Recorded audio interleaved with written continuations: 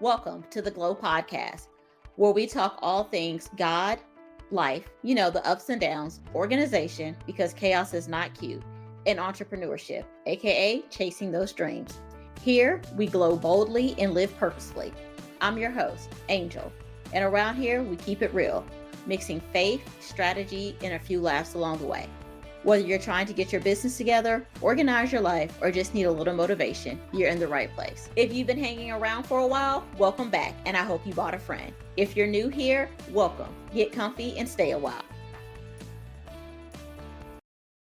Today, we are talking about God's promises. The ones that hold you up when life is lifing, when nothing is going the way you expected, and you're wondering if God forgot what he said to you.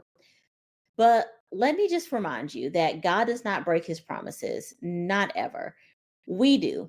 Our life shifts, plans change, but God always stays faithful no matter what. And I think that sometimes we forget that. Or if we don't forget, we get tired of waiting. And that really made me think about the story of the Israelites. Did you all know that the Israelites were only supposed to travel 11 days to reach the promised land? Yep, that's right. You heard me correct. 11 days. But they were there for 40 years. 40 years, y'all.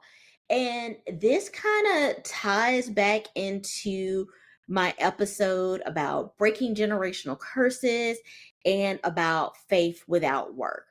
So, a few episodes ago, I told you all about leaving my job last year, and then I quit, and then I unquit, and then I quit again.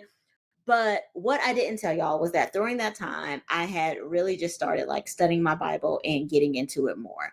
It just happened at the time I was reading the story about Moses and getting the Israelites out of Egypt to the promised land. And that was when I learned that it took them 40 years instead of the 11 days it was supposed to. And it was all because of lack of faith. So, first of all, I didn't even know that it was supposed to take them 11 years. Like, I was last year's days old. I don't even know if that makes sense. But when I found out that this journey that I have always heard about that took 40 years was only supposed to take 11 days. So their lack of faith, they're complaining, they're whining, yelling at Moses, telling Moses that they should have just stayed in Egypt and taken their chances with Pharaoh. All of that stuff held them back. And now, of course, I don't know exactly how things went down, but I can kind of imagine that there was a lot of yelling, a lot of anger, a lot of annoyance, probably a lot of not nice words said, maybe a lot of fighting. Who knows? Poor Moses probably just wanted to be like, I didn't want to bring half of y'all with me in the first place because I already knew that you was going to be an issue. I knew you was going to have this negative attitude, but God told me I had to bring you. So that's the only reason you're here right now. I, I have came up with this whole dialogue of what I feel like happened in there. But in order for them to reach the promised land, all of the naysayers and non-believers, they had to get out of there. That goes back to those generational curses that I was talking about. At some point in time, a generation came along and they said, we believe, we know there's a promised land. Even though we were not here when the promise was made, we still believe and we still have the faith. But unfortunately, they had to wait for those naysayers to die off because that negativity, it was not allowed in the promised land. There was no room for non-believers and people who gave up faith just because things weren't going exactly as it planned. It didn't happen when they wanted it to, and they didn't get what they wanted. And while reading that, I realized that I didn't want my 11-day journey to take 40 years. And so I began asking God, what do I need to remove? What old skins do I need to shed? What negative thoughts do I need to shed in order to get to my promised land? Because I know what he's told me. I know the promises that he's told me. I know what he's shown me. But I also know that sometimes it's past the due date that he gave me, and I'm still in the same situation. I still have the same things going on. And y'all, that waiting, it will test your faith in ways that you never expected, especially when it takes longer than what we thought. It's like when you order something online and it says that it's going to get here on Tuesday, and then Tuesday comes and it's not there. And then you get that message that says, oh, due to unforeseen circumstances, your shipment has been delayed. And then it just keeps getting delayed, delayed, delayed. And it starts to test your patience and you start to get angry, annoyed, especially if you were waiting on that shipment because that shipment tied into something else that you were supposed to be doing. Maybe you had an event that you were supposed to be going to, or it was an outfit that you ordered, something for your kid, anything like that. But y'all know how that waiting is. And so that's how it can feel when you're like waiting on God's promises. And sometimes it may look different than we imagine, or when we see other people getting their promises while we're still out in the wilderness waiting. That's when the doubt starts to creep in. That's when we start to think, okay, God has left me. God forgot about the promise that he gave to me. Did I hear him correctly? Am I doing this wrong?